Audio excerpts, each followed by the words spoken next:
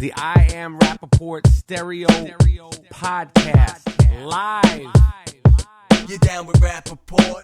Yes, I am. You down with Rapaport? Yes, I am. You down with Rapaport? Yes, I am. You down with Rapaport? Yes, I am. You better tune in, IamRapaport.com. Cause every single podcast, you know he drops bombs. I seen him on set, a seasoned vet with true talent. Catch him on his way to CrossFit, rocking the New Balance. He asked me to do the track cause he know I rhyme elite. But I'm just waiting for the Robert De Niro line of the week. Breakfast of Champions, toasted bagel, cream cheese and lox. This is I Am Rapaport, the show never stops. You might catch him out in public, stretching his knees. But if you don't listen to the show, yo, wig up please. Wig up please. This is the I Am Rapaport podcast. What's up? This is Michael Rapaport. I got a brand new I Am Rapaport Stereo Podcast. Me and G Moody are coming to terms with Tom Brady's greatness. All our thoughts on the Women's March and the use of the B word as a term of endearment and so much more. Plus, we got special guest, literally one of the most world-renowned film critics of all time from the Chicago Sun-Times, my main man, Richard Roeper. The Oscar nominations are out. Richard Roeper's breaking down all the films from 2017, the films you've seen, the films you should have seen, and so much more. He also covered Michael Jordan throughout most of his career in Chicago from the Chicago Sun-Times, one of the best movie critics in the whole world. My main man, Richard Roeper, all film, everything. But first, me and G Moody, last name rhymes with duty, are going to do our thing. It's the I Am Rapaport Stereo Podcast.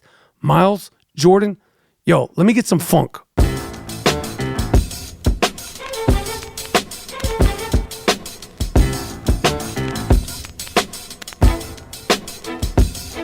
All right, today's episode is brought to you by our friends at Leesa, as an innovative mattress company who has completely improved that dreaded old school, miserable mattress buying experience. So much so, we invented a tagline for them. They sent me a mattress that is freaking fantastic. Life is good with a Leesa. Life is good with a Leesa mattress. Listen, let's be honest. No one wants to spend hours upon hours visiting these weird, funny-smelling, awkward showrooms where you're forced to spend thousands of dollars on a subpar mattress. But thanks to Leesa, they have changed the game so you can now enjoy the comfort of a luxury mattress at a fraction of the price. The Leesa mattress starts at just $525, $525. It is quickly and conveniently ordered online, made to order, and shipped compressed in a box to your door within days. Unboxing the mattress, which is half the fun, took me less than 5 minutes. Listen, I know it's weird to order something online. That's why Leesa provides a 100-night risk-free trial along with free shipping so that you could properly try out the mattress in the comfort of your own home. You don't like it? You have a problem with it? Leesa will make the refund, everything for free. Go to Leesa, LEESA.com/barstool. That's Leesa.com/barstool today to receive an exclusive $100 off the Leesa mattress that is just right for you. Listen, Rapapack, Stoolies, go out there, go to Leesa.com/barstool and get the best mattress at the best price at Leesa.com.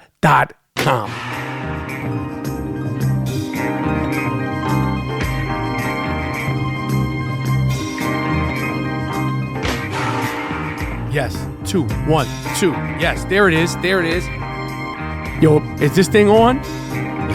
Yes, yeah. Yes, it's on. It's on. This is the I Am Rapaport Stereo Podcast coming live and direct. My name is Michael Rapaport. I am here with G Moody, whose last name rhymes with duty. That's a fact. Yep, for sure. We are the Disco 2, a.k.a. the Malachi Brothers. And let's just jump into it. How you feeling, Mr. Moody? I feel good, man. I feel good. Good football games on the other day. The greatest quarterback ever is Mr. Brady. Period. Period. I mean, he was already the greatest quarterback, and yeah. I mean, the good thing about the Jaguars, for their summer vacation is that they didn't do anything to lose the game. Like the New Orleans Saints, when they lost to Minnesota, they have to live with that. And that player has to live with that. Yeah. The good thing about the Jaguars is they played very well. Blake Bortles did the very best he could do without letting the fact that he's Blake Bortles ruin the game. Their defense was physical. Leonard Fournette was pounding through, and they had him. It's just the fucking New England Patriots, man. They just... Yeah.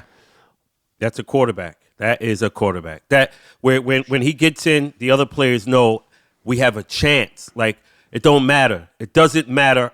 Like, the score, it's about the time, and he's so accurate.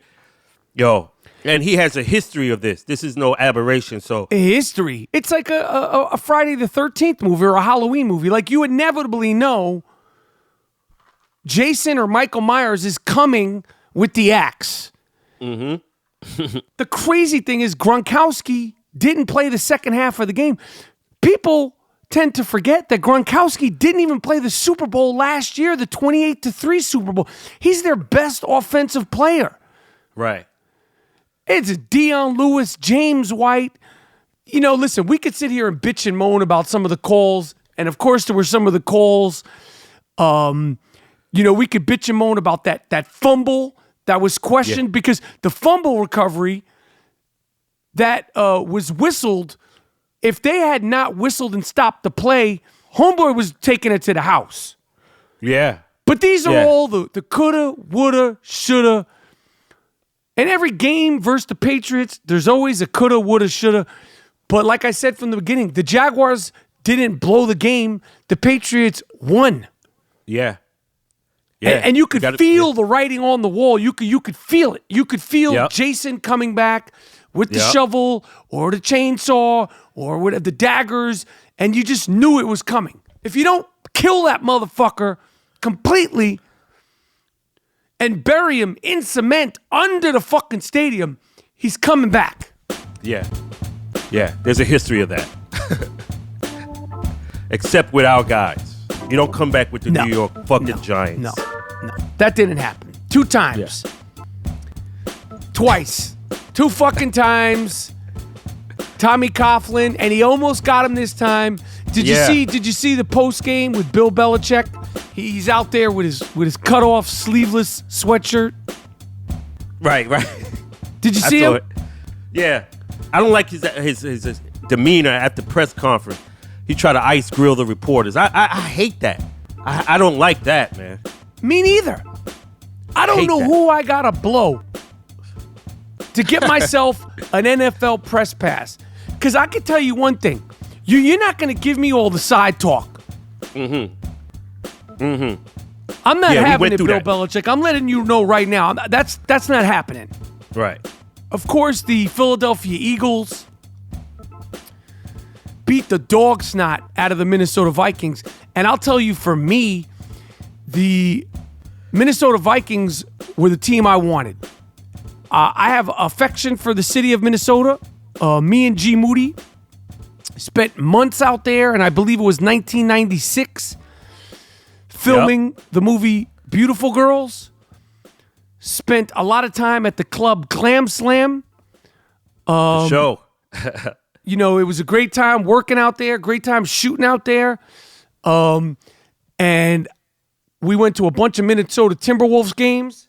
This is in the J.R. Ryder, Christian Laettner, Kevin Garnett era. Wasn't Laettner a Timberwolf? I think so, yeah. Laettner was one, yeah. Minnesota wasn't ready for prime time. Philadelphia beat their asses. As I told you, as much as I love the city of Philadelphia, Rocky Balboa, Julius Erving, Darryl Dawkins, World Be Free, George McGinnis, Moses Malone, Bobby Jones, Andrew Toney, of course, AI. Cannot root for the Philadelphia Eagles. Right. Can't do it. Yeah. Especially their fans, man. Yo, the fans out there beating up people with Minnesota Vikings. Yo, this is 2018, man. Cut that fucking shit out, man. Yeah. throwing full beer cans at people just because they're wearing Minnesota jerseys. Well, yo, what kind of shit is that, man? That's some bullshit. I don't support it. Yeah. Yo, NFL need to step in, man. Yeah, they need to shut that shit down. Yeah, that's savage shit, man. We can't. I come to the game with my family on some wearing another jersey just to kind of, and you're gonna throw fucking beer at me, beating people up. That's not dope. Jumping people because y'all won. Yo, Brady about to wax that ass in the Super Bowl. We all know it. Yo, Tom Brady is. This is his domain. I don't know what to do. I'm not rooting for the Eagles. I can't root for the New England Patriots. As far as I'm concerned, you know, this can be like watching the Grammys or some shit. I'm going to watch the game. I'm not going to get emotionally involved. I got to tell you, G. What up? I watched the game with Jordan and Miles, the I Am Rapaport Stereo Podcast production team. And the night before, I was like, I really think the Jaguars have a real shot. And they had a real shot. Me too. I thought they were going to do it. But I was pretty fucked up after that loss. I was pretty rocked.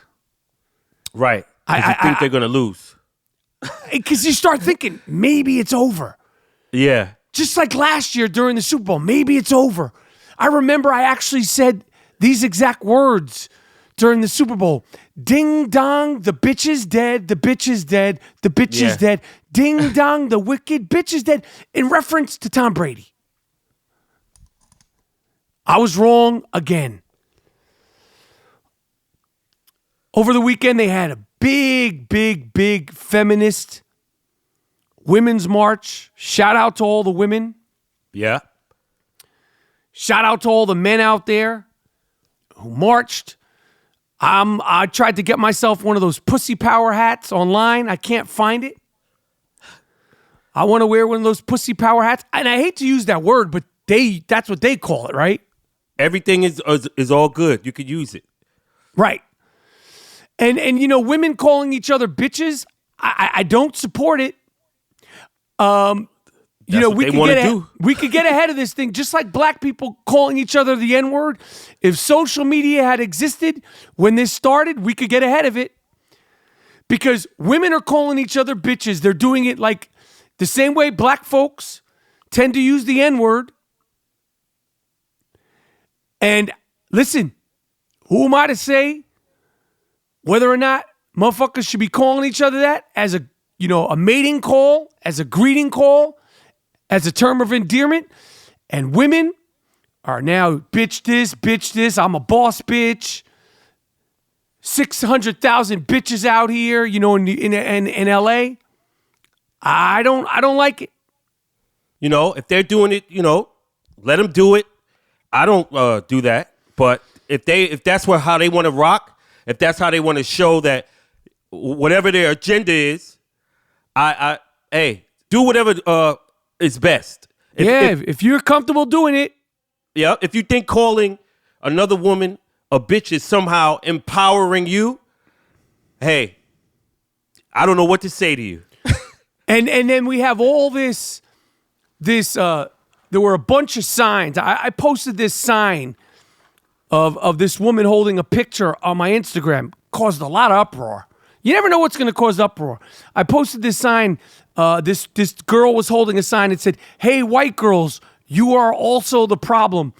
Because since Trump, because you know they were calling this march a women's march, and then they were also calling this an anti-Trump march.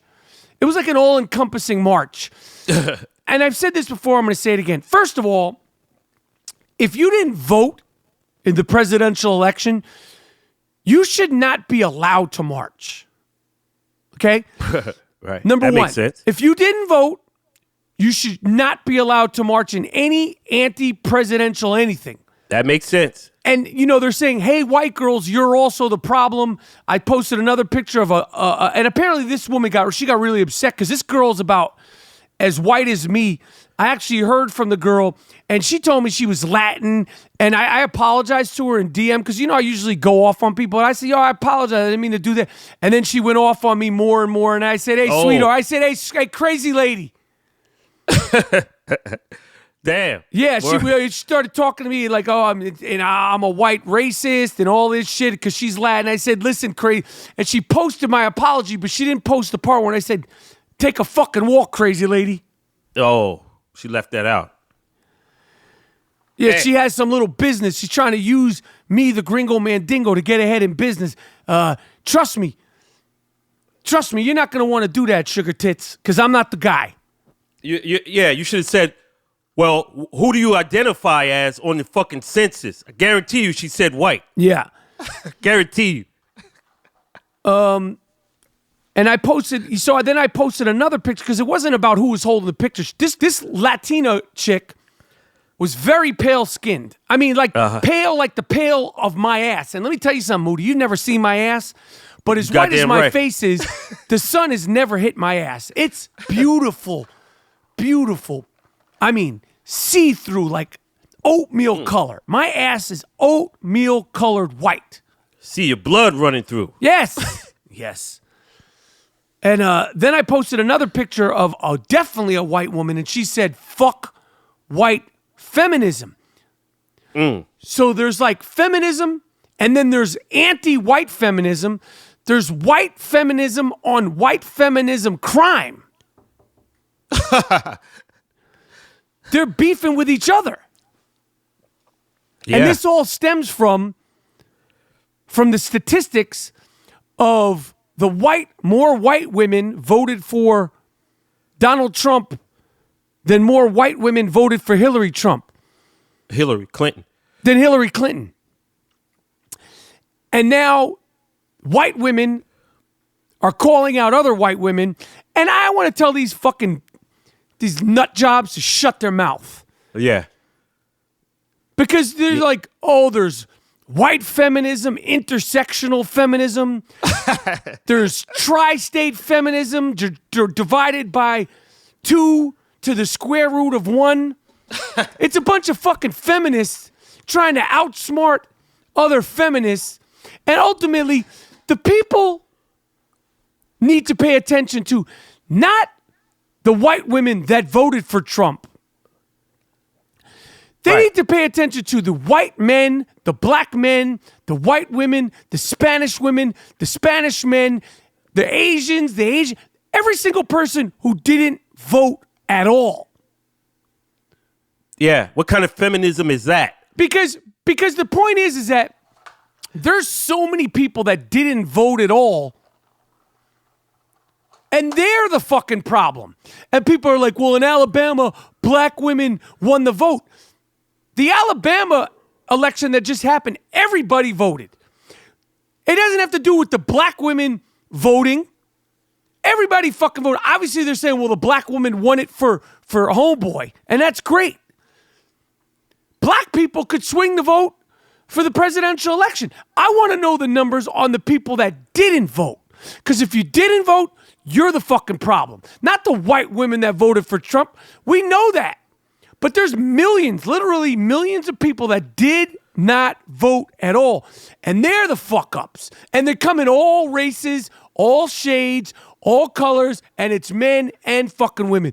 All this like, white women, you're the problem. I watched the Bill Maher show. They're like, white man this, white man that. Yeah. Shut the fuck up. This is like some sort of way that white guilt, sort of like you have like this white guilt, and it's like these hipster fucking white fucks, they somehow think they're conscious and woke by calling out other white people. You sound ridiculous.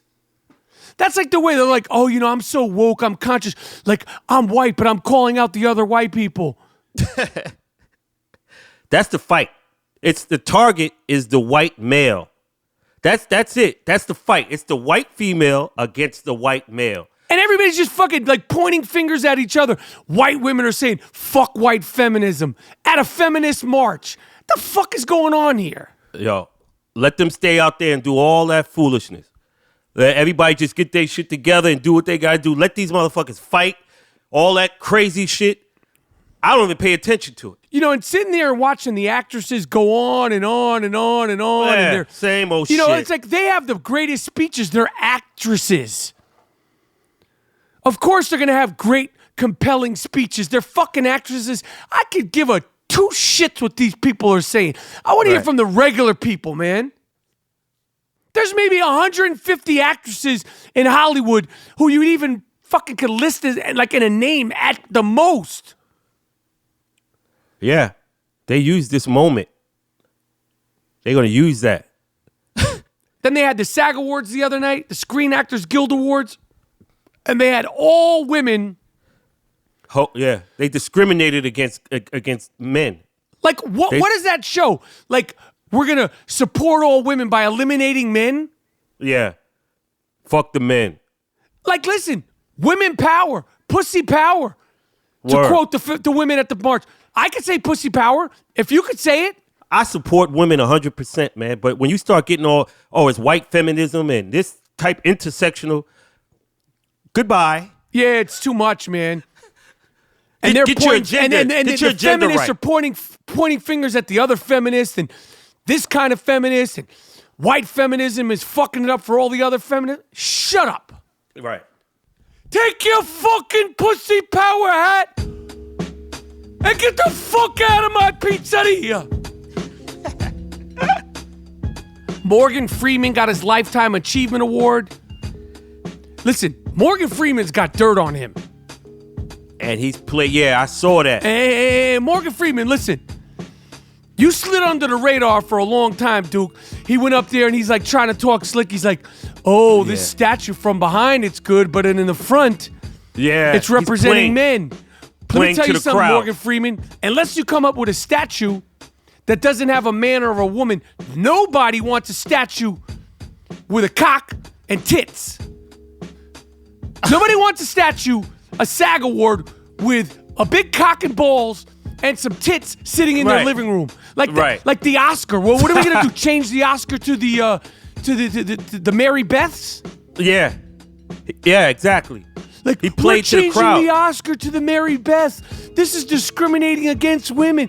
This is not sex slave. This is not sex trafficking. This is not, women being, shut down in other countries the way they're abused in other countries. Right. Hollywood. Oh, we can't have the Oscar be called the Oscar. It needs to be more inclusive. Yo, man. The American woman is the most freest woman on the planet. Think about those Islamic countries where the women just got the right to drive. I had some women talking greasy on my social media. You know my social media rules, G. Yeah. If you come on my social media and you're talking greasy, you're talking out of pocket, the only thing you see me, you know me. You see me on the TV, you see me all up in the videos. You know everything about me. All I see is an avatar. My social media policy is I go off what I see on your avatar, and if there's anything on your page that I could see, I'm going in. So I'm talking about you, talking about your pops. I seen somebody popping shit the other day. He looked like he was laying next to a cadaver. He said, "That's my father." I said, "Well, your father looks fucking dead, Duke." Dead. He's like, "That's my father." I said, "That's right. I know it's your father." And he looks dead as shit. Yeah. You want to pop shit. Fuck your pops, money. I had some clown on my Facebook talking out of pocket, talking about his son, and then he's catching feelings. Oh, my son was born. I don't give a fuck how he was born. Word. You're talking shit. If your son has a disability, you should find some serenity and some appreciation in life than to come on my page and call me a black loving this. Oh. And it's always that. It's always that. You think you're black. Yeah. And then when I talk about your son, I'm looking at Shorty. He's on your avatar picture. Shorty looks fucked up. I don't. Yeah. And then you're gonna. Oh, yo, that's fucked up, bro. Bro, don't fucking bro me, Duke. Yeah. I give a fuck about Shorty. Since That's your right. son was born with a handicap, you would think you wouldn't be worried about me thinking I'm black. Right. You would think you would have a more peaceful, more appreciative way about you. So you want me to be nice to your son because Shorty is cockeyed and born that way, Yeah. but you think it's okay to come on my page and talk out of pocket. Nah, it don't work like that, Duke. Nah. Yeah, light they ass up. I light them up and they catch feelings. They soft. That's my father. Your father looks fucked up. Word. You look like you're taking a picture next to a dead guy. I don't give a fuck what it is. Right. Why you put your pops looking like that up there? Why you put your put a better picture of your father up there? You want people to think you're laying next to your father and he's dead? That's right. Maybe you want that. Well, you got it. You got it from me. Some other dude talking greasy from Australia. Damn. You want to Fuck, be he's- black so bad. Oh. Clicked on his avatar, and I said, your girl looks like your sister. You fucking your sister, Duke?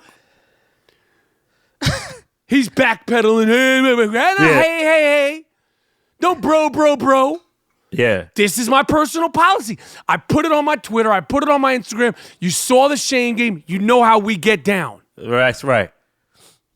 They obsessed with us. They obsessed with black folks. Remember oh I told God. Oh, they obsessed with black people. The hundreds of times that I've been told that I think I'm black, I would say 1% of that in my whole life has been said by black people. I know. It's these guys are obsessed with black people, man. It's amazing. And you know what, Gerald? I hate to bring it up, but and people think I'm doing it as a badge of honor. I'm doing it as like, I'm explaining it in a way because people don't understand. I spent time in Harlem and in Brooklyn, in the quote-unquote toughest part of Brooklyn. That doesn't mean I was tough. I was looked after. Right. But of all the shit talking that we did and where I honed my skills to become a world-renowned shit talker, in the streets of New York, 99.9% of the time, I was doing that amongst black and Puerto Ricans. Yeah. And if they're talking shit to me all the years in the street, never not one time did anyone say, you think you're black. Yeah. Never. It's always crackers. It's always frat boys. And it's always fat fucks who look like they're married to their sister. Right. These are the guys that are obsessed with us. They're obsessed. They got all the shit, black culture in their homes, on the walls, listening to all the music, trying to dance and do all this shit. These people are obsessed with us, yo. Sick animals. Robbie Anderson, who was a breakout star this year by the New York Jets, was arrested the other night. He, I don't know, he's probably drunk. He was arrested. I don't know what exactly was. I think he was drunk. He's probably high. He was belligerent with the cops. At one point, he told the cop, "I'll fuck your wife." And a lot of fans were like saying, a lot of Jets fans were saying they should cut Robbie Anderson. I disagree. Oh. Any wide receiver that gets arrested by the cops and tells the cop, "I'll fuck your wife," they need to re-sign him ASAP. That's the kind of spunk the New York Jets need. That's the kind of fire and aggressive attitude the New York Jets need in a wide receiver. Cut Robbie Anderson. No. I didn't think about it like that. Give him a 2-year extension ASAP. Based on that comment. I'll fuck your wife? He tells that to the police officer? Yeah. That's the guy I want on my fucking team. Right. Yeah, I got you. I'm with it. Mr. Moody, I wanted to throw this at you. This is going back to what we were just talking about earlier, because we're just free-flowing here. Yeah. As I told you at the top of the show, people, later on, since the Oscars were just announced, we have world-renowned film critic Richard Roeper on the I Am Rapaport Stereo podcast talking about all the films this year, all the films last year, what films were good, what films weren't good, what films you saw, what films you didn't see but you should see. With my man Richard Roeper, who also covered Michael Jordan through all his years. He's a Chicago film critic. He was under Siskel and Ebert. We talk about Siskel and Ebert. It's an all-film interview with Richard Roeper, but we also talk about him covering Michael Jordan from his early years before he blew up with the Chicago Bulls. But before we get to my man Roeper, the Migos, the rap group, they were under fire. And when I say under fire, it's under Twitter. Twitter will make anybody under fire. They'll be like, Migos rapper says queer in his rhyme and people seem not to like it. And then they'll show tweets from like 12 fucking assholes being like, you said queer in your rhyme and blah, blah, blah, blah, blah. And all these, right. And Cardi B, who's like the belle of the ball, that's her fiance, this guy Offset from the group Migos. Yeah. She came to her fiance's defense and said, you're taking it out of context. He didn't say it the way you think you said it. And then people are like, Cardi, you should know better. Traditionally, historically, queer is this and queer is that. Well, traditionally and historically, the word bitch is derogatory too. That word. Yeah. Traditionally and historically, the N-word is derogatory too. It's all good when women are calling each other bitch, but when a black man uses the term queer in a song and you take it out of context and you immediately think he's homophobic and he's talking about the LGBT community, it's a problem. So it's a problem if Migos uses the word queer, but it's not a problem with feminists going fuck white feminists and other women saying, hey bitch, I'm a boss bitch. Situational ethics. Situational ethics. These people want to they want to dance. They want to use all the hip hop slang until it says something to them that they don't like. Yep. You listen to hip hop, you're not going to hear the same shit that you may hear in your social life with your friends. You listen to hip hop, it's sexual, it's vulgar, it's violent, it's hip hop. You don't like it? Don't listen to it.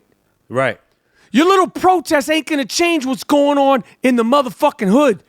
To quote Ice Cube in the classic film world. Boys in the Hood, you don't know, you don't show, and you don't care about what's going on in the hood. Unless it's something you deem against you, then you want to go on Twitter and talk. Twitter is not the end-all, be-all for your little fucking problems. Right. Listen to Cool G Raps talk like sex. Matter of fact, Miles, cue Cool G Raps talk like sex. I do a damn good job, that's why chicks are on my dick like a human shish kebab. Only 19 and over, permitted. No matter how much young girls wanna be with it, you ain't ready for the bed. You still got a pussy like Isaac K's head. Come back in 5 years, when you grow some hairs, and when you started drinking beers. I'm hitting hookers by the dozen, making you wetter cause I fuck better than your husband. Giving your girl back spasms, cause G-Rap has an orgasm after orgasm. Change the sheets, you must be kidding. You gotta change the whole box spring, I ain't bullshitting. You get hit with hysteria, cause I'ma bury a big one inside your private area. All hell is in your tush. With Cool G Rap pushes inside the bush. Another homegirl flinches, but I got inches for all your little inches. The letter G is better when it comes to letter X, and I'ma talk like sex. This is arguably one of the greatest rappers of all time. That music right there is vulgar. You don't like it? You're not about that hip-hop shit. Listen to Wu-Tang. You don't like it? Don't listen to it. Listen to Snoop Dogg. You love Snoop Dogg. You don't like it? Don't listen to it. Listen to Eazy-E. Too Short. Not everything is going to be that nursery rhyme cocoa butter shit. Hip hop has all lanes. You could get it. Chance the Rapper is a lane for you to get into. Just don't listen to the shit you don't like. And queer doesn't mean that. When I heard what he said in the context, queer in the context he was saying, it's like some corny dude. Exactly. It ain't got nothing to do with his sexuality. It's a corny dude. Words have different meanings to different people. Obviously, bitch, based on the way the women are using it, is now a term of endearment. What else you got, Moody? we have a heat wave here in New York. What's the weather? 45, and it's good. It's fucking good. I gotta say. 45 degrees is great, huh? Yeah. Compared to 5 and 6, it's a heat wave. All right, well, listen. We're going to get to Richard Roeper, okay? I just want to say this, okay? Richard Roeper, film critic extraordinaire, world-renowned, knows every single thing you could possibly know, pretty much about every single movie. We're breaking down the movies from this year. The Oscar nominations just came out, talking about all of it. I want to tell all the Rapaport, all the day one listeners of the I Am Rapaport Stereo podcast, me and Moody just went for 35 motherfucking minutes. Again, I've hurt my throat. I've hurt my larynx. I don't want to hear your little fucking 2 cents on Twitter if you're not listening to all the episodes, because every episode has that flame, has that fire. It's the I Am Rapaport Stereo podcast coming right up with my man Richard Roeper. Stay tuned. All right, I Am Rapaport Stereo podcast. I'm excited to talk to this guy, Richard Roeper, film critic extraordinaire, just a general writer. I didn't know this. You covered Michael Jordan during his career, during the heyday of the Bulls, when he first got there with the Chicago Sun-Times. And just a film critic, good guy. I met you actually. Remember we met, we were doing the that other show, that small show, the Howard Stern wrap-up show. The gift wrapping show. The gift wrapping show. Yes, yes. Well, I appreciate you coming on the podcast, Richard. I'm a fan. I've always respected you. I love your insight into movies and, just everything that you write about. Oh, it's my pleasure to be on, Michael. I listen to the podcast all the time. I got to tell you a quick story right off the bat. Because people ask me a lot, Michael, like, okay, you see, 300 movies a year. Do you ever watch movies just for fun? Do you watch TV shows? And here's what I do. Every once in a while, if I want to chill late at night, I call up a movie from before I was officially a film critic, okay? When I just was growing up and coming up in the business and loving movies. And it reminds me of my love for movies. And about 2 weeks ago, I called up, I downloaded, whatever you want to call it these days. I summoned from the magical ether True Romance and watched it all the way through again. How great is that movie, and how proud of you of being a part of that movie? I mean, I'm as proud of it as the fans love it. That's probably the single most talked about movie that I've done collectively, just because it's sort of the gift that keeps on giving, and I think it's the only film that I knew while I was making that I was pretty, no, I knew, I'm not saying pretty, like I think we all knew it was something special because of the cast, because of the Quentin Tarantino momentum that was building around him, the Tony Scott of it all. And, from the biggest stars in it to the Christian Slaters and Val Kilmer and Gary Oldman, to James Gandolfini's first film, to this brewing, budding megastar, which he wasn't there, but you just knew Brad Pitt was going to be like, super, super big. I would go to the set just to go to the set, just to hang around. Like I was there when the late, great Dennis Hopper and Christopher Walken shot that scene in the trailer. Like I just showed up on set. I was there the day that James Gandolfini had the fight scene with Patricia Arquette. And it was it was a fun time. I mean, critically, like that film, it wasn't a big success. I mean, it got, praise, but it didn't make a lot of money. It wasn't like, the smash hit that I thought it was, but everybody that has ever seen that movie, loves something about it. And it was a special time. It was a special time for me. I was young, so it was fun. You know what I mean? What year did you start becoming a professional film critic? Well, I'll tell you the story. So I started, I grew up here in the Chicago area. That's where I'm at today as I'm talking to you. So I grew up, reading the Chicago Sun-Times and the Chicago Tribune, which were the newspapers of Siskel and Ebert. As a kid, all the way through high school, I always wanted to do something either in radio or writing, and, to write for my home newspaper. I'm from more like the south suburbs, south side of Chicago. The Sun-Times is the working class paper. The Tribune was considered the downtown North Shore, more upper crust newspaper. So I never really thought about the Tribune because my dad would bring home the Sun. My dad worked for the Illinois Central Railroad. He'd bring the Sun-Times home every day, you know.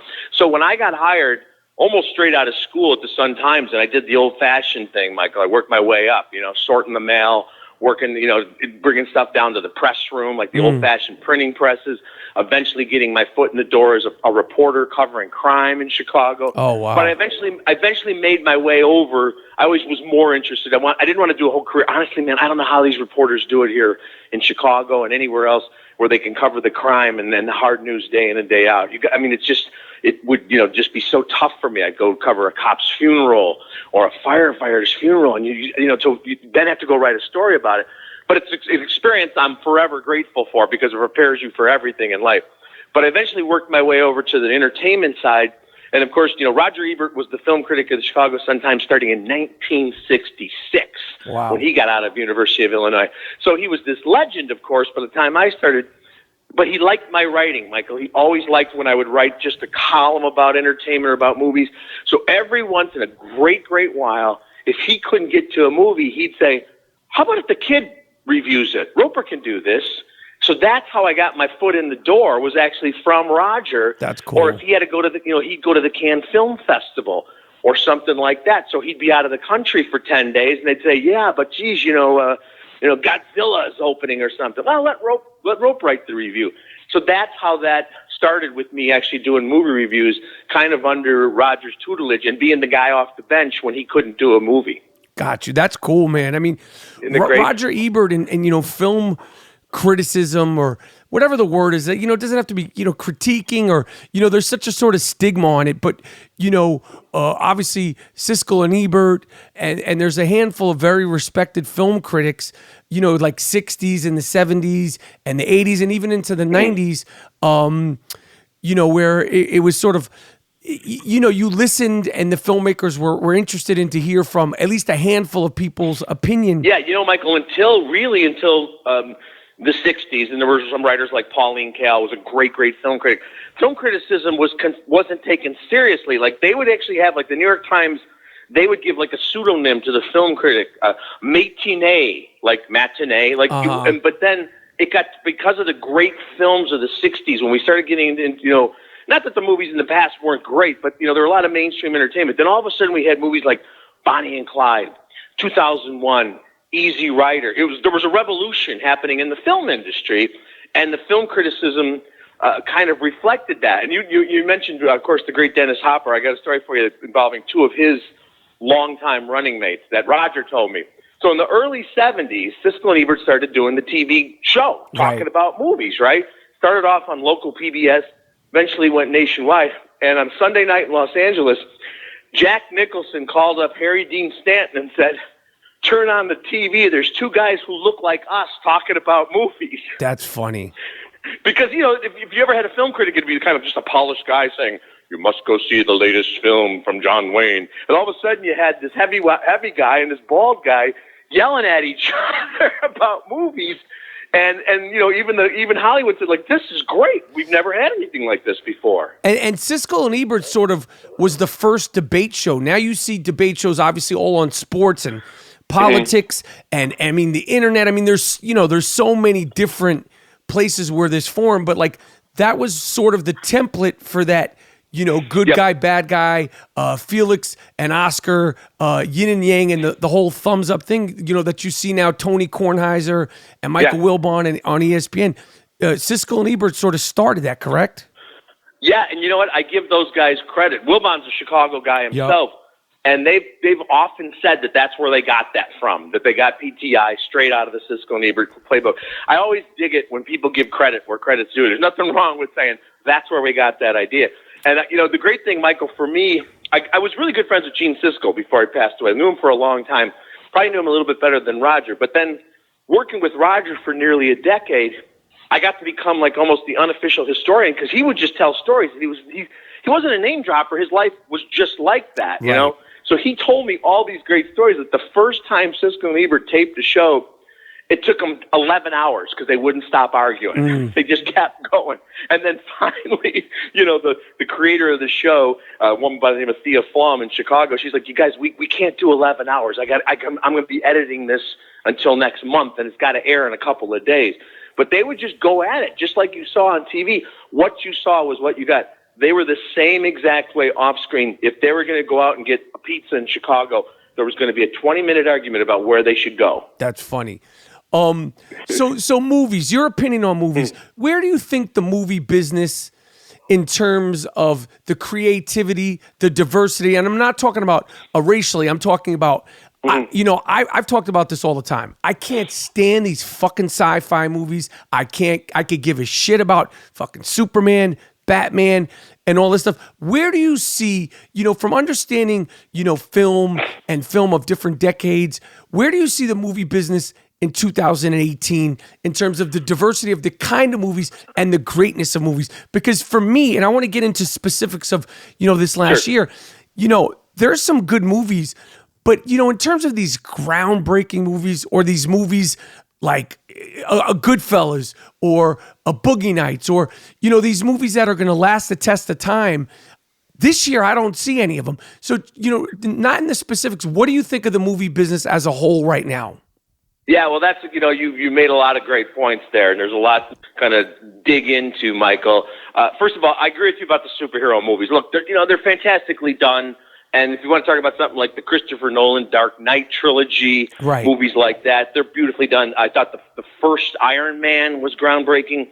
But yeah, the origin stories now, to me, it's Hollywood at its laziest. How many times are we going to see Peter Parker bitten by a spider in high school, man? I've seen 3 versions of that in the last decade and a half, Michael. 3 major reboots of the Spider-Man franchise. It's the same story. It's lazy, and they put a ton of money into it. They know it's going to make money because internationally, the audience is in China. The audience is in Australia. No matter what, they can relate to, or not relate, but they can dig a guy flying through the sky, right? But as far as I'm concerned, when I hear that they're now going to look at how we're going to go back to Thor's parentage, I don't care. Right. And I know when I see these movies, I know they're going to be really well done. And I know half the time the actors are going to be acting against a green screen or sitting there in craft services while the stunt people do the heavy lifting, as opposed to the movies you're talking about. That's one of the theories I have why Liam Neeson and Denzel Washington are the best action heroes of our time, because they actually at least play real characters in real movies, even though they're in their 60s. So even if it's something like the Taken movies, these guys play real characters who, if you mess with them, they can take out a cigarette lighter and a ballpoint pen and take your head off. Right. In the meantime, the younger actors are all spending all day at the gym. I don't know why superheroes need perfect pecs, but they have to have it. So they could. But all the younger actors, and some of them are really good, they're too busy putting on capes and tights. Right. And you can't tell me. Chris Evans did a movie last year. Chris Evans, who's Captain America, right? And he did a little movie last year called Gifted, where he plays the working class uncle of a girl who happens to be off the charts genius. And that was a better piece of acting in the first 5 minutes than he's had to do as Captain America in 10 films. And he might not say that on a talk show circuit, but I guarantee you he dug doing Gifted a lot more than he dug playing Captain America. And I certainly enjoyed watching Gifted more than Captain America. Now, as far as where the movies are, that's what we're going to get. Almost every weekend you're going to get 1 or 2 big mainstream movies. And then what I think makes my job more important as a movie critic than ever before is I go through all the movies that are coming out on demand, that are coming out in limited release, and there's about a dozen a week, and I try to find 1 or 2 really good films. And then the other thing, of course, as you very well know, some of the best movie making is being done on television. Just because it's on Netflix or Amazon, every single episode of Game of Thrones is a movie. It's a movie. It's an hour and 10-minute film. So, that's where you're seeing, obviously, going back to Sopranos, speaking of James Gandolfini, but really I think kicking off with the Breaking Bads of the world, where right now there's probably 15 or 20 TV series that every single episode is better than 90% of the movies out there. So you'd say that you get 10 to 12 movies a week throughout the year? Every single week. My editor at the Sun-Times in Chicago, I still write for the Sun-Times in addition to doing, TV and radio and all that stuff. Every single week, we're working a couple of weeks in advance. So like this week, he'll say, all right, here are the movies for January 26th coming out that Friday. Wow. And we'll know the big movies. And then we hear obviously studios, publicists, we look for stuff. And then he'll send me a description, such and such. And a lot of times, as you know too, it's not some unknown cast, Right. It's big name actors, and it'll be, heist movie set in Pittsburgh in the early 70s starring blah, blah, blah. Or, the Saturday Night Live writing team of blah, blah, blah, blah, blah, do a romantic comedy. And these are all movies that are obviously made for less money, but I then, and that's part of the job people don't get, and I don't care because people say, oh, you just watch movies all day. I then have to sift through those because the only way to decide if you're going to review them or not is to watch them, right? I mean, I'm going to watch a Nicolas Cage movie tonight. My philosophy is if I see a couple of small movies, if I don't like something, why am I going to bring it up just so I can dump on it? I'm more likely try to champion the small film that I hope people check out on demand or, however they get their movies these days. Because like I said, a lot of them, they might not be playing if you're not in Chicago, New York, or Los Angeles at a theater, but they are available on your queue. If you call up your on-demand queue or if you look at your iTunes selections or Amazon or whatever the case may be. So if you spend the time to watch a movie, I think that's nice and compassionate because, people don't understand how hard it is to actually make a movie, to raise the money, whether it's $1 million, $5,000, $3 million. Mm-hmm. But if you watch one of these smaller movies and it's trash and essentially not worth reviewing, you'll just watch it to yourself and you won't mention it, even though you spent the time watching it? I usually won't. And, part of that's just, how much space is available online or on a website or certainly in a printed newspaper. But it's for the exact reasons you say. It's like, why am I going to say, hey, you guys, I consider a mainstream audience. So I'm not going to say, hey, you guys, here's a movie you never heard of, made by a filmmaker who spent 6 years of her life maxing out her credit cards and borrowing money, and they finally got the movie made, and it's a piece of crap. What's the point of that? And, the other thing that you mentioned, too, I hear from a lot of people off the record after I review movies, and, sometimes, I'm a human being. I feel bad when a director or an actor reaches out to me and says, man, I'm a fan. I've always liked your work, and you dumped on my movie. And I always tell them, Michael, though, my primary responsibility is to the movie goer. I'm reviewing the movies primarily for the guy or the woman that's out there busting their asses all week. Now they're going to go to the theater. It's going to cost them $12 maybe more just to get in the door, let alone snacks and babysitter and all that. But that being said, I'm very careful not to just single out, especially, and you know how this business works, I'm very careful about singling out the screenwriter of a film unless I love the script. Because a lot of times if you say the screenplay sucks, well, the person whose name is on that screenplay might have gotten rewritten 12 times. Might have gotten their script screwed. So I've heard from some screenwriters whose names are on the movies who have said to me, I'm glad you hated that movie because I hated what they did with my screenplay. So I try not to, if the makeup is great, I'll say the makeup artist's name. If the makeup looks bad, I'll just say the makeup looks bad, but I'm not going to say what the name, because who knows if the lighting screwed it up or something else. So I got you. I try to be really respectful of everybody involved in the process. How many movies can you honestly watch without checking out? Especially because I know for me personally, my attention, since I've gotten addicted to my phone, and it's fucking pathetic, my attention is down the tubes. So how many movies can you, let's say you get 10 movies in the week and you go through all of them and I mean 6 of them are good, 4 of them are bad. Are you able to still, maintain your attention and your focus on the film? And when you're reviewing a film, do you have notes? What's your process of watching a film that, because even if you're not going to review it, when you're watching it, you're monitoring if you're going to review it. What's your film viewing process for work stuff, not rescreening True Romance? Sure. Okay. Well, I'll go back to the beginning on that. First of all, one of the reasons I don't go to a lot of film festivals, and I used to go to things like Sundance in Toronto, is because, and you'll see and look, some of the people are covering it. Most of the people there are not film critics. They're covering it either as entertainment writers or they're covering the business, and I get all that. But for a film critic to start your day watching a movie at 8 a.m. and to be slogging through Sundance, through through the show and all that crap, and sometimes not in the greatest theaters in these film festivals. They'll set up a screening room in the Park City Library or whatever. Well, by the time you get to 8 o'clock at night and you're watching your 6th movie and you're wiped out and you haven't had anything to eat and all, you're not giving that movie a fair shake. So my feeling is about 3 spread out across the day. See something at 10 a.m., see something maybe at 2 p.m., maybe 7, maybe a 4th movie at night. Now in Chicago, there's obviously commercial theaters where I see movies. There's a private screening room that dates all the way back to the Siskel and Ebert days. It's literally within walking distance of my place. It's just on the 17th floor of a nondescript building, and there's it's a private screening room, so it's great because I can schedule screenings there. I don't have to sit through all the trailers and commercials. That helps. So that's my feeling. Is like I've had a few times with some of these smaller films. Honestly, if I start watching them at midnight, sometimes at 1 a.m., I'll be like, you know what, I got to watch this tomorrow. I'm not paying enough attention to this. I'm not on my game. And that, again, that's, to me, that's just blasphemy to the people that, put their heart and soul into the movie.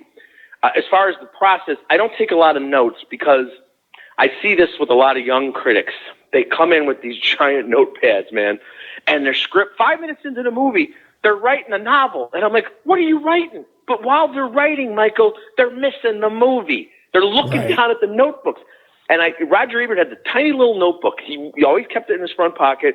You do want to write down a quick thought, or if you noticed that was something that was a line that was brilliant, But in this day and age, the great thing is if you've got a question about almost anything, there's either a clip you can look up, there's a publicist who will help you out, there's IMDb. So you really, if I see an actor in a movie that I don't know who it is, and they're fantastic, well, I don't need to know their name while I'm watching the movie. Most of the times I'm going to know, but I can look it up after. So I try to keep the note-taking to a minimum because I want to watch the movie the way the viewer's going to watch the movie. And for that same reason, I won't go back and watch a movie twice before I review it. I'll watch it twice if I love it or if I want to write about it for an Oscar piece. But because my feeling is the same way, with the exception of maybe, the Star Wars Maniacs or something. Most people see a movie once. I want to give them the same experience that they're going to have. Here's what I saw. I got you. And and you know what? If I get lost by the murder mystery, I'll just say in my review, they lost me. Now, maybe that's because I didn't do a good job of paying attention, but maybe it's because it's a little convoluted and muddy, and I'll just say that. They lost me. I didn't know what was going on at one point. Or, even worse, I didn't care what was going on at some point. Right. 2017, last year, Mm-hmm. What movies that most people didn't see excited you? Like, so what are the sort of under the radar movies? Because one movie that I wanted to ask you about is that a lot of people didn't see, and it's not an easy movie, but it's really bugged out, and it really made me think, and I was just impressed with the filmmaking, and I had a lot of questions, and at first I was like, I don't know if I love this movie, but the fact that I'm still thinking about it, I think it is a really good movie. This movie, The Killing of a Sacred Deer, with Nicole Kidman and Colin Farrell. Yes. Like that to me, and then this kid that's in it who was in Dunkirk, he's not being brought up for best supporting actor, but in my opinion, his performance in this really wacky, weird A Killing of a Sacred Deer should totally be brought up for some sort of, I don't know, independent film, independent Spirit Award or something. So that was the movie to me that stuck out like under the radar. I wanted to know, did you watch that movie? And is there other movies that you can tell me about? Because I didn't have a great film watching year. Yeah, first of all, I agree with you about The Killing of a Sacred Deer, and I completely understand how people could go see that movie and walk out 20 minutes into it. What I loved about it, though, is like what you said. First of all, it's a really original and bizarre and strange and unique piece of work, which is what I may think is part of what makes it almost great, is because you don't see that movie and you're never going to see anything quite like it again. And I love how everybody in the movie, the characters, they're all buying into it. You know what I mean, Michael? Like, nobody in that movie is going like, this is weird, man. That's up to the audience to decide. So they're all living that reality of that movie, which is, we don't want to give it too much away, but is really bizarre and twisted and sick and violent and sometimes darkly funny, but also talks, obviously speaks to issues that people can relate to. But I thought it was brilliantly done. Certainly something people should check out. In that same vein, not the same kind of movie, but a movie I think that goes back to something like, could have been made in the 70s or 80s, Wind River. And that was, Wind River's the one with Jeremy Renner, who's the park ranger, in the nowhere territory. And Elizabeth Olsen is the young FBI agent, and they're investigating the murder of a young 15-year-old girl on this Indian reservation. It's got a lot of, interesting stuff about the dynamic between the Caucasians and the Indians without hitting you over the head. Okay. But I also like that one, Michael, because the dynamic between Jeremy Renner and Elizabeth Olsen kind of reminded me of Scott Glenn and Jodie Foster in Silence of the Lambs. One's the veteran, who's been around and seen it all, but the other one's probably the sharper, rising star. But they have this great kind of relationship that's not the cheap romantic relationship that a lot of movies would make it. It's more big brotherly, but they're learning from each other. And there's a couple of moments in that film that are just absolutely heartbreaking. And it's also just brilliantly done, just beautifully shot, beautifully acted. And movies like Wind River, Killing of a Sacred Deer, I'm sure you've heard of, it's now getting a lot of momentum, Three Billboards Outside Ebbing, Missouri, which I was glad to see. I'm not, the Golden Globes is a whole other topic, but I was so glad to see it get recognized, because that's another one, Michael. 5 minutes into that movie, as a critic, I was like leaning forward in my seat because I just knew I was seeing greatness. You could just tell by the framing of the shots, the music, the attention to detail. And then, have you had a chance to see it yet? Yeah, I loved it. I loved it. I didn't see Wind River, but Three Billboards I loved. I figured you would, because you're an actor that's had a chance to do lots of different roles, and I'm sure you really appreciated that, like the Sam Rockwell character or the Woody Harrelson character, or just about any other, especially the supporting characters. In movies like that, you usually get to know them, and then that's who they are. And without giving anything away, I loved how we got to know more about each of these characters and really got to understand where they were coming from, and that they weren't just one-dimensional. You don't get that much in a mainstream movie like that anymore. Everything's always about the lead character and maybe one other lead character, and all the supporting characters just exist to comment or to react to the lead characters. In Three Billboards, we got to see their actual lives. That, to me, is an exciting thing to see on the screen.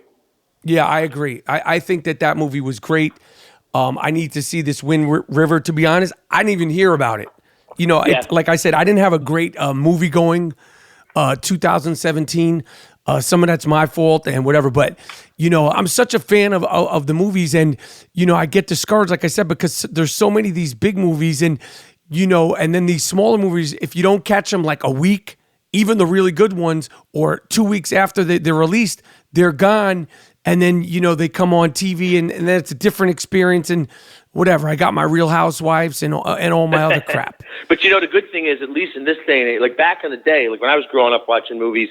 I grew up as a kid in the 60s and 70s, and back then, if a movie didn't do well, if it didn't, played in the theater, it disappears forever. It didn't even show up on the late night show, because the late night show, on WGN here in Chicago, Channel 9, you get to see the Bogart movies, which was awesome, but they didn't show like a second-tier movie that didn't do well. And then VCR came out. The most exciting thing to me when I was like 17, and I saw this $2,000 Betamax machine at Sears Roebuck, and I found out that they were going to have movies that you could get on tape. The first time I walked into not even a Blockbuster, but like a local rental shop, and you could actually get movies, and watch them. At least nowadays, we do have all the, multi-platform, so that a movie then appears on video on demand, then it's on HBO or Showtime, and eventually, at least it can play on TBS or TNT or whatever, or you could just, like I said, call up a movie. I want to see True Romance. I go on my on-demand. I type in those words, and it says "movie will now play." That's amazing. Yeah, it's crazy. So at least these movies will get a chance. But I agree with you. They disappear. I'll give you another example of a movie that nobody saw. It came out almost a full year ago, and I thought it was great. It was called The Founder, and this is the one where Michael Keaton plays Ray Kroc, the guy. Oh yes. Who's credited with founding McDonald's, but in reality, basically completely trumped the McDonald's brothers. There were two brothers called the McDonald's brothers. You know this, right? The original franchise was out in California. Ray Kroc is from here, from my area, from the Chicago area. He was a traveling salesman, and the McDonald's brothers essentially invented fast food. He figured out a way to get them to sign paperwork, and then the rest is history. But Michael Keaton, one of our best actors, he's brilliant because you see him, you see the charm in Ray Kroc, and you see the business acumen, but you also see what an SOB he is, because he completely shoves them aside. And by the time you cut to the 70s, when Ray Kroc was buying the San Diego Padres, he's listed everywhere as the guy who founded McDonald's, which was named after the McDonald brothers, who were completely, literally erased from history. But it's a great film. Great film. Yeah, that's a good movie. I saw that either on iTunes or Netflix or one of them. But I did, it came and went, and I know people had been talking about trying to get Michael Keaton another Oscar nomination, but it didn't happen. We're in such a golden era of documentaries, again, with Netflix, HBO. Were there any documentaries in 2017, or what were the documentaries, whether they came out on Netflix or HBO or in the theater first, or even some of these films that they'll be in film festivals or you'll get them as screeners that stuck out to you? Like, what were the best documentaries of 2018? So, I'll be honest with you. That's actually something I'm working my way through right now. I didn't think it was the biggest year for documentaries, so there were some that I wrote about, but not as many as I usually would have.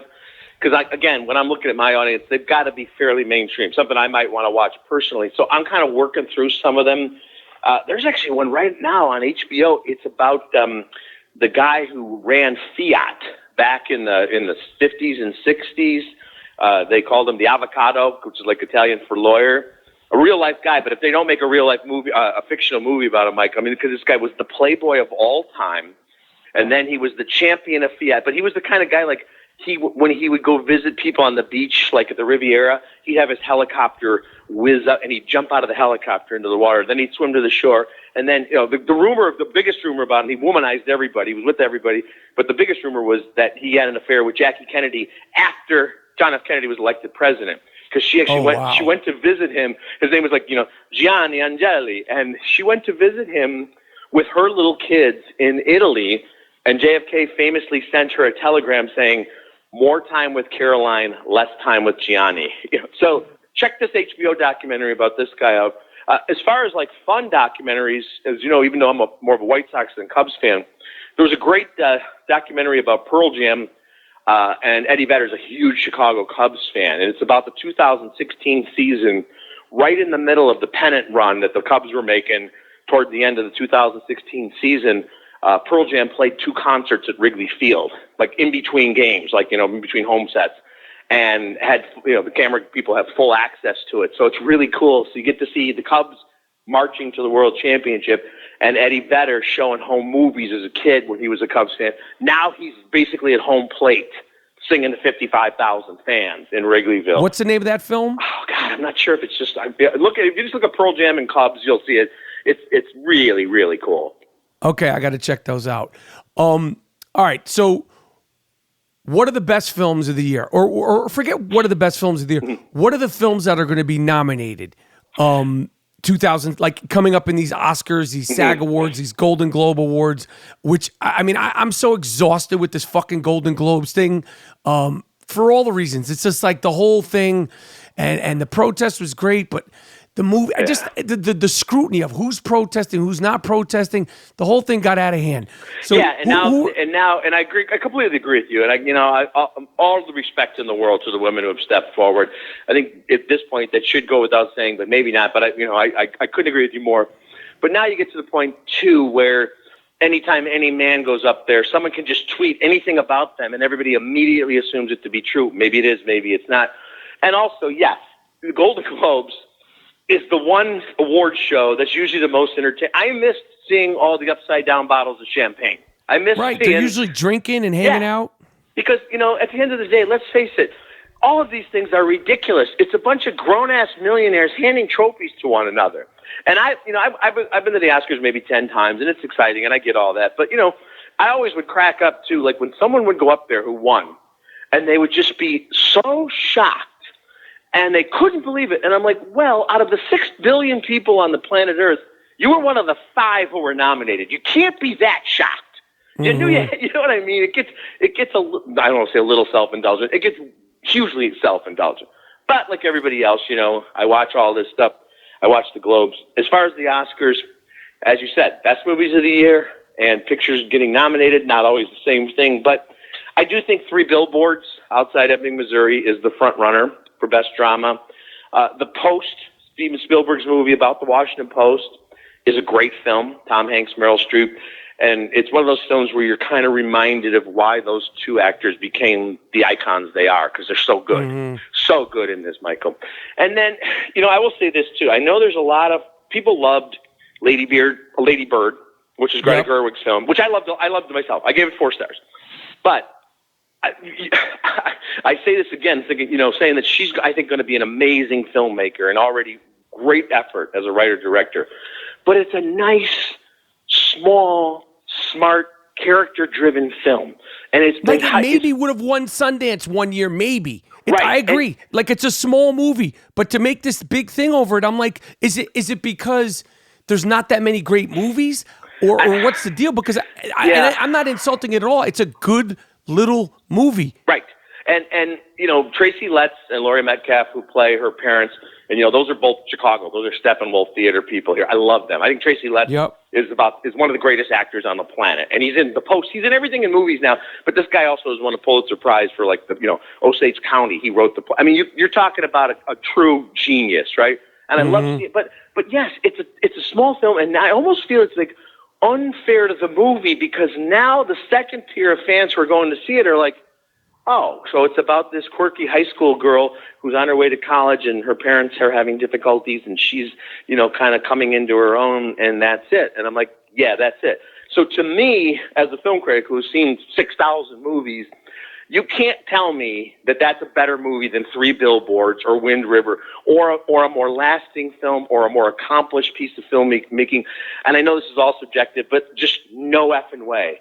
And I kind of feel the same way about Get Out. And I loved Get Out. And I saw that movie. Michael, I was lucky enough to see it before any of the hype. I didn't even know what I was seeing. I mean, I knew the people that were involved in it, and I knew there were talented people, but I didn't even know it was a horror movie. I knew it was going to be some sort of quirky film. So to see this thing go sideways and really, go from this kind of Stepford Wives racial satire into something even darker and stranger and really cool, and I loved it. But it's the same thing with that. It's gotten so much hype that I've had a lot of people that are seeing like, okay, yeah, that was really funny and really weird, but they expected to see The Shining meets The Exorcist, meets Rosemary's Baby. I don't think it's, I think we got to keep these things in context. I think it'd be great if Lady Bird or Get Out gets nominated for Best Picture. But to me, if Lady Bird wins Best Picture, it's going to be like one of those where we look back and go, okay, Shakespeare in Love beat out Saving Private Ryan. Really? Right. Or Ordinary People beat out Raging Bull. Really? Which is one of my biggest gripes in film history ever. Because Raging Bull to me is the greatest movie ever made. And I'm talking like if you go category for category, performance, director, editing, sound editing, cinematography, influence. Like to me, listen, Raging Bull, I love it. It's not a feel-good movie, but when you look at that movie collectively, like of all the categories, I think it's the greatest movie ever. And it doesn't mean it has to be a fun ride. Right. But the fact that it lost to Ordinary People, and I had a conversation, the first time I ever got drunk in my life was on the set of Beautiful Girls with the late, great Ted Demme, Matt Dillon, and Timothy Hutton, all good guys. And Timothy Hutton had a great sense of humor, but they were drinking whiskey. This was literally the first time I drank in my entire life. I was like 25 or something like that. I had never drank. I got like barely drunk, and I just went off on Timothy Hutton. I was like, can you fucking believe that movie beat Raging Bull? You should be ashamed of yourself. And because he won the Oscar. He beat Joe Pesci. How could you live with yourself that you beat Joe Pesci? And, he got a good kick out of it because, he knew I was drunk. But, to this day, these awards are, it's like, people say they don't matter, but they do matter. When they gave Scorsese the Oscar, when they didn't give it to him for Raging Bull, Taxi Driver, Goodfellas, and all the other films, they gave Pacino the Oscar when they didn't give it to him for all his earlier work. So, I think it's a lot of times it's politics, don't you think? In terms of sometimes when they give these awards out. Oh, it absolutely is. And you mentioned some great example. I mean, Al Pacino wins for Scent of a Woman, but not, Michael Corleone. Michael Corleone, I would argue, is maybe the most fascinating movie character of all time. If you look at his, years ago, Premiere Magazine did a thing on the 100 most, the 100 greatest movie characters of all time. And they had Don Corleone as number one. And I had a big, argument with him about that because I'm like, no, Michael Corleone's the most fascinating movie character of all time. Don Corleone, it's an amazing performance, but it's in 2/3 of the first movie, and we see him. We only get to learn more about him in the second movie when De Niro's playing him. Right. Al Pacino plays Michael Corleone from a war hero who's not going to get involved in the family business to a guy who's so much colder than his father ever was. It's an amazing, amazing piece of work, and that. But he didn't win for that, and he didn't win for Panic in Needle Park or Serpico. He won for Scent of a Woman, and Paul Newman didn't win for HUD or for Cool Hand Luke or for any of those great portrayals. He wins for a good film, a very good film, Color Money. So that's one thing. There's career Oscars. As far as these Best Picture things go, you're right. Raging Bull is routinely listed among the top 5 or 10 films of all time, but it still should have won the Oscar. And you know what? One of my favorite movies, and I think favorite and greatest can be different. One of my favorite movies of all time is Rocky. But I think even Stallone will tell you the Taxi Driver should have won Best Picture that year. And in the late '60s, 2001 lost to Oliver, an old-fashioned movie musical. Come on. So same thing this year. If Lady Bird wins Best Picture, it's a combination of things, and again, all great respect to Greta Gerwig, but it's going to be some of the voters saying, hey, wouldn't it be cool, written and directed by a woman? Hey, isn't it great? This is the most acclaimed film, Rotten Tomatoes, perfect score.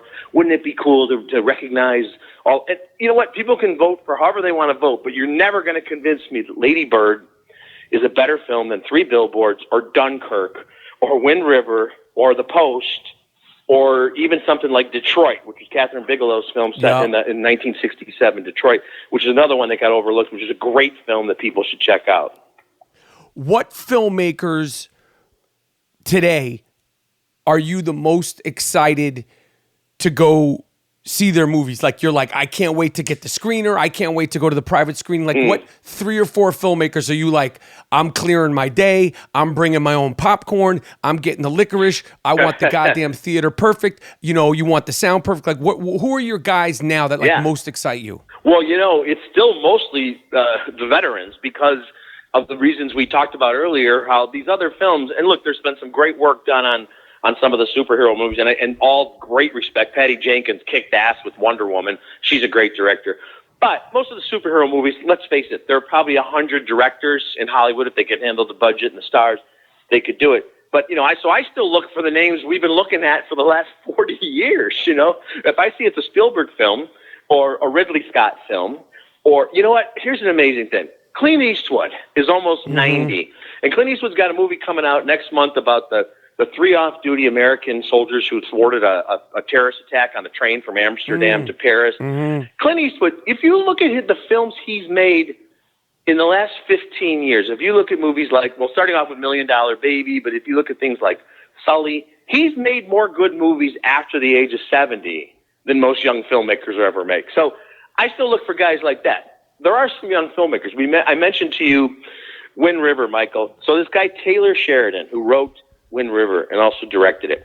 This guy is an actor too. He was on Sons of Anarchy for a while. Oh, right. I heard about this movie. I heard about this. So here's Taylor Sheridan.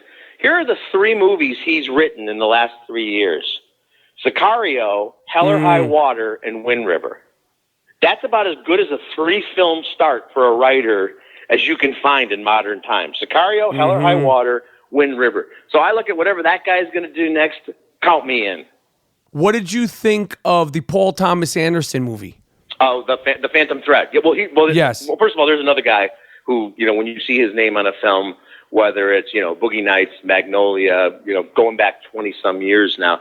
And Phantom Thread, it's one of those films that, if it's not Paul Thomas Anderson and Daniel Day-Lewis, I can't imagine being less interested in the basic subject matter. It's set in the 1950s in London, and it's about a dressmaker. Are you kidding me? But because it's Paul Thomas Anderson and because the dressmaker, the fashion designer, is Daniel Day-Lewis, I'm going in, right? And then you see it, and it's brilliantly done because every single detail of it.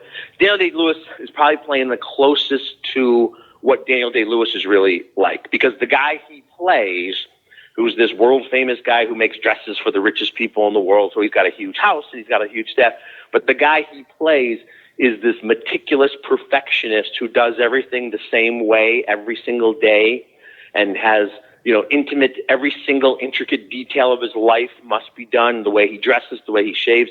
And if people get in the way of his process, he's almost like staying in character, just like we hear Daniel Day-Lewis always stays in character. So just watching the way, and just the slightest thing, like when he has his breakfast in the morning and the woman he had just kind of started off with stays overnight, and just the way she scrapes the toast with a noise that irritates him, and just watching him react to that, it's like a master class in acting. So it's great. It's great, even though, and it's another one where, in a way, there's a little bit of a Sacred of a Killing Deer kind of element. I'll just say that, where all of a sudden something really strange happens, and you're like, okay, I'll go with that, and I love that. What actors are you most excited to see, like sight unseen? Like for me, Denzel Washington has made more movies that could have been average or almost like B movies great. Like he single-handedly can take something that's good and take it to levels that I don't think anyone else could do. Like even Training Day. Any other actor in that part, you're not getting an Academy Award nomination. You're not going to win the Academy Award. Like who knows what it could be. Yeah, it's hard to quibble. That may be the number one where you're right. If you just you can put him in anything. There's other great actors, but in certain roles, they just kind of disappear into the movie. But, I'll watch Denzel. And it sounds weird to say Tom Hanks is underrated. I don't want to say underrated, but I will say taken for granted, because the guy, like in The Post, he's playing Ben Bradley. Jason Robards played Ben Bradley, the Washington Post editor in All the President's Men. And he won the Academy Award for supporting actor, because Ben Bradley was a guy who not only was a great editor, but he was like a Navy guy, big guy, roll up his sleeves, leading man, handsome. You think of a Jason Robards or like a John Wayne playing him. So you think Tom Hanks, Tom Hanks is more of the regular guy, but he nails it. He gets that kind of dashing rogue, egomaniac, but still brilliant journalist thing. And you watch it and you go, same thing with Tom Hanks. There was a terrible movie called The Circle that came out earlier this year, where he plays kind of a Bill Gates type of guy, more like a Steve Jobs, actually, Michael, because he even wears like kind of the black turtleneck, and it's all about how it's one of those movies where it's like this would have been really cutting edge if it had been made in 1997, because it's all about how, because of the internet, if you get in the circle instead of the cloud, they can tell what you're doing. And I'm like, yeah, Sandra Bullock did that with The Net in 1995, Right. But Tom Hanks is still great in it. He makes you you stay with it because it's Tom Hanks. And as far as actresses go, I think my favorite of the last maybe 10 years is Jessica Chastain, because she can do everything. She can be the glamorous leading lady, but she can play and she's in this movie called Molly's Game that just came out, which is based on the true story of the high stakes poker games that involved a lot of Hollywood stars. And she's great in it, Cause she is. And she's another one where it's like sometimes the movies are great, sometimes they're not. But if I see that she's in it, I know it's not. I know she's never going to give an uninteresting performance. She wouldn't know how. Yeah, she's good, and she keeps getting better and better. All right, so you covered early Michael Jordan in Chicago before he was even a champion. Yes. What do you remember about covering Michael Jordan for the Chicago Sun-Times? What was he like? Because, when you're got, microphones in front of him, and then there's cameras are on and cameras are off. What do you remember about covering Michael Jordan? What I remember, I go all the way back to when he had hair. He actually had hair when he came here.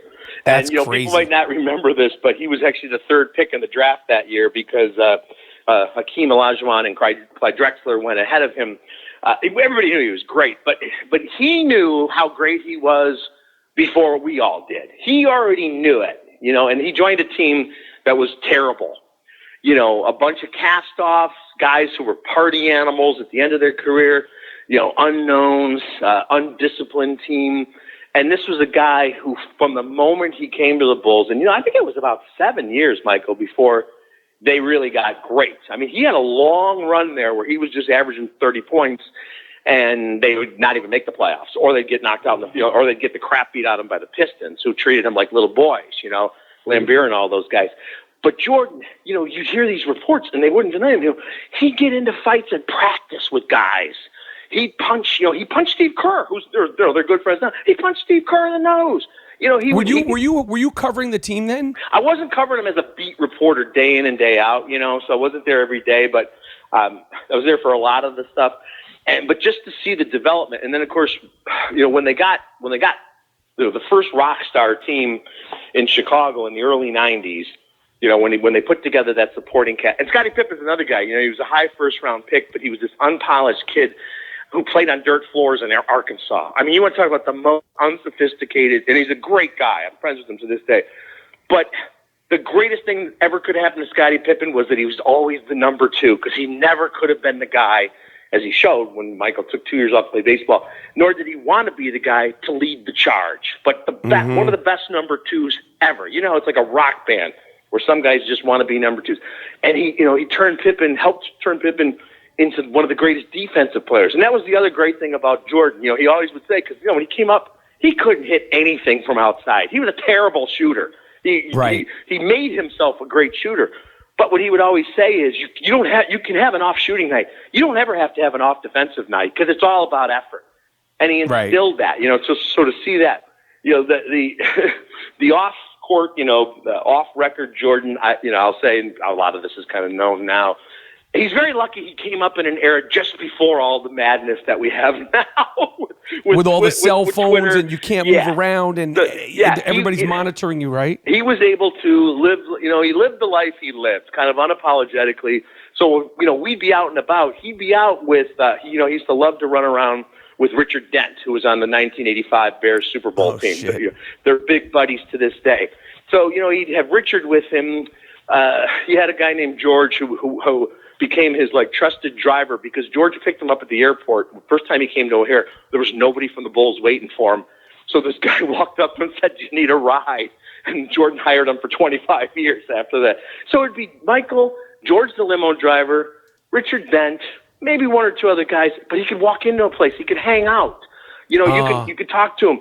Although, you know, that's not going to happen in this day and age. So he really got to enjoy life. I'll tell you a quick story if you got time for it about Michael. So in Chicago, you've probably seen in some of the movies, you know, they play the 16-inch softball here more than the 12-inch. You know, that's the big ball where you don't wear gloves. 16-inch softball is pretty much invented here. So I was in this celebrity charity game here in Chicago, you know, athletes and media, all that kind of stuff. And Michael was going to play. So I got a call from somebody in his camp saying, "Hey, you know, Michael knows you played a lot of baseball. He's never played softball in his life. Will you meet him at the park like 5 hours before the game? Because he wants to learn a little bit." And of course, as we later learned, he loved baseball, but he's never played softball. So I drive out to this little ballpark in the northwest side of Chicago. He comes roaring up in his Corvette with his Air 23 license plates, not exactly undercover, but, you know, people not paying attention. He gets out of the car. He's got jeans and gym shoes on. I'm like, "You got sweatpants?" He's like, "Oh, should I bring sweatpants?" I go, "Well, we'll have a uniform for you tonight." So I just kind of walked him through the basics of 16-inch, and I said, "I know you're supposed to play barehanded. You got to have a glove, because if you break a finger, the team's going to kill you." So I'm hitting him grounders and stuff. You know, then he steps up to the plate. I start tossing balls to him. Immediately, he's whacking the ball farther than anybody I've ever seen hit a softball. Because, you know, he's a big guy. He was a great athlete. Mm-hmm. But that night, so, you know, the game, of course, there's a huge crowd. The first time he's up, he lines one down the left field line. People forget how fast he was. He's rounding the bases. When he's coming for home, he leaps over the catcher's head and lands on the plate in full stride.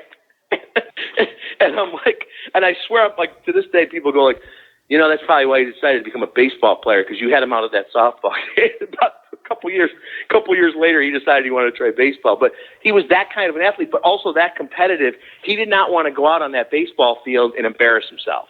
You saw that. It was very apparent, huh? Who else is going to say, "Meet me 5 hours before the game"? A guy that's at that point was already a multiple NBA All-Star. In fact, it was the first year after they won their first championship. So that would have been, 92? Because I got a picture. I'll send it to you if you want to put it up on your site or whatever. But I got a picture when he went to bat in the game that night. Every time he'd go up, he'd say to me, "Hang on to my ring for me." So I'd be wearing his championship ring while he batted. Then he'd put it back on after he circled the plate. You got to send that to me. You got to send that to me. Yeah. All right, cool, Richard. Listen, I appreciate you coming on the podcast. I would love to have you come back and talk more films, more specific stuff. You know, I've been a fan of yours for a long time. I respect what you do, and I appreciate your opinion on all your stuff. So I appreciate you coming on. Well, I've been a fan of yours for a long time, Michael, and anytime, man. I love talking to you. Absolutely, and hopefully I'll see you back on the wrap-up show. We'll break their fucking balls soon. I would love that. All right, cool, Richard. Thank you for joining me. All right, take care, man. All right, that was awesome. I want to thank our guest, Richard Roeper. Thank you for rocking with me on the I Am Rapaport Stereo Podcast. Thanks for the stories. Thanks for the insight. It's I Am Rapaport Stereo Podcast, coming live and direct listen, going forward, we got some, just going to be more and more hits. More and more hits. It's the I Am Rapaport Stereo Podcast. Again, thank you, Richard Roeper. G. Moody, last name rhymes with duty. My name is Michael Rapaport, the only podcast that prides itself on no fact-checking. Miles, take us out with the Ain't No Fact-Checking theme song. Haven't heard that in a little while. I'm out. I mean, would you ever do that? I never do that. Yeah, but we don't roll like that, yo. I mean, what do you need to do that for? I mean, never ever even considered looking shit up. Nope. I mean, just in general, it's just not something I do. It's not something I do. Ain't no fact checking. Why would we do that? Ain't no fact checking. Oh, yeah, we always go raw dog without a bag. Ain't no fact checking. I just want to know where your loaf is. Where the loaf at? Ain't no checking.